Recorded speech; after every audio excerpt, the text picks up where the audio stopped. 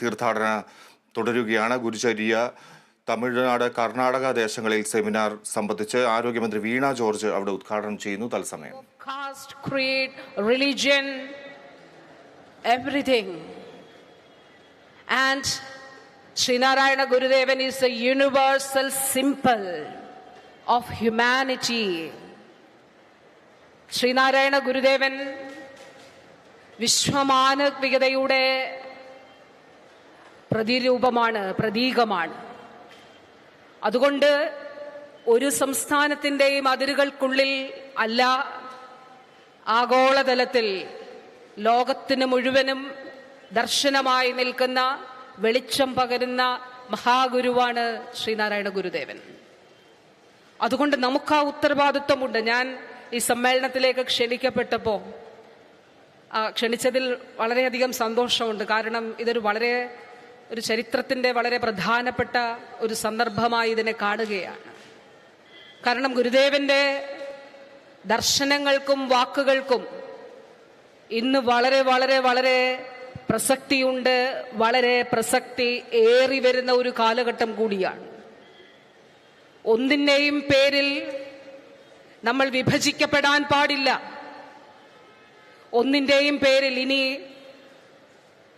ഇന്നലെ ബഹുമാന്യനായ മുഖ്യമന്ത്രി ഈ വേദിയിൽ ശ്രീ പിണറായി വിജയൻ അദ്ദേഹം ഈ വേദിയിൽ പറഞ്ഞതായി ഞാൻ മാധ്യമങ്ങളിൽ വായിച്ചത്, ഗുരുദേവൻ നമ്മിൽ നിന്ന് മാറ്റിക്കളഞ്ഞ കാര്യങ്ങളെ തിരികെ കൊണ്ടുവരേണ്ടതില്ല. വളരെ പ്രസക്തമായ കാര്യമാണ്. ജാതിയുടെയും മതത്തിൻ്റെയും വേലിക്കെട്ടുകൾ നമ്മൾ പൊളിച്ചു കളഞ്ഞതാണ്. അതിന് തിരികെ കൊണ്ടുവരേണ്ടതില്ല. അപ്പൊ ആ കാഴ്ചപ്പാടോടെ, ആ ദർശനത്തോടെ ഈ വർത്തമാന കാലഘട്ടത്തിൽ നാം നേരിടുന്ന വെല്ലുവിളികളെ അത് കാണുന്നതിനും അതിനെതിരെ പ്രവർത്തിക്കുന്നതിനും നമുക്ക് കഴിയണം. മനുഷ്യൻ ഒന്നാണ്. ആ മഹാദർശനമാണ് ഗുരുദേവൻ നമുക്ക് നൽകിയിട്ടുള്ളത്. അതുകൊണ്ട് തന്നെ കേരളത്തിനപ്പുറം ഒരുപാട് ഇൻസ്റ്റിറ്റ്യൂഷൻസ്, ഒരുപാട് വിദ്യാഭ്യാസ സ്ഥാപനങ്ങൾ ഉൾപ്പെടെ ഒരുപാട് സ്ഥാപനങ്ങൾ കർണാടകത്തിലും തമിഴ്നാട്ടിലുമൊക്കെ ഗുരുദേവന്റെ നാമധേയത്തിലുണ്ട്. നമ്മുടെ രാജ്യത്തിൻ്റെ എല്ലാ ദിക്കുകളിലും രാജ്യത്തിന് പുറത്തേക്കും ഗുരുദേവ ദർശനങ്ങളെ എത്തിക്കുന്നതിനുള്ള ഉത്തരവാദിത്വം തീർച്ചയായിട്ടും നമുക്കുണ്ട്. ഗുരുദേവൻ പറഞ്ഞ ഓരോ വാക്കും ഓരോ കാഴ്ചപ്പാടും നമ്മുടെ മുന്നിൽ നിറഞ്ഞു നിൽക്കുകയാണ്. And I would like to remember one thing, the event when Sri Rabindranath Tagore visited Srinarayana Gurudevan here 100 years ago. 100 വർഷം മുൻപ് രവീന്ദ്രനാഥ ടാഗോർ ശ്രീനാരായണ ഗുരുദേവനെ കാണുവാനായി എത്തിച്ചേർന്ന സന്ദർഭം ഞാൻ ഇവിടെ അനുസ്മരിക്കുകയാണ്. After that meeting, what Tagore told others was that I had the fortune of visiting many places across the globe. ആ മീറ്റിങ്ങിന് ശേഷം ടാഗോർ മറ്റുള്ളവരോട് പറഞ്ഞത് ഇതാണ്: എനിക്ക് ലോകത്തിന്റെ വിവിധ ഭാഗങ്ങളിൽ പോയി അനേകം പേരെ കാണുന്നതിന് അവസരം കിട്ടിയിട്ടുണ്ട്. I had the opportunity of visiting and meeting rishis and sannyasis. എനിക്ക് ഋഷിവര്യന്മാരെയും സന്യാസിമാരെയും കണ്ടുമുട്ടുന്നതിനുള്ള അവസരം, ഭാഗ്യം ലഭിച്ചിട്ടുണ്ട്. But I have never met such a person with such spirituality, or I have never met a person with more spirituality than Sreenarayana ഗുരുദേവൻ.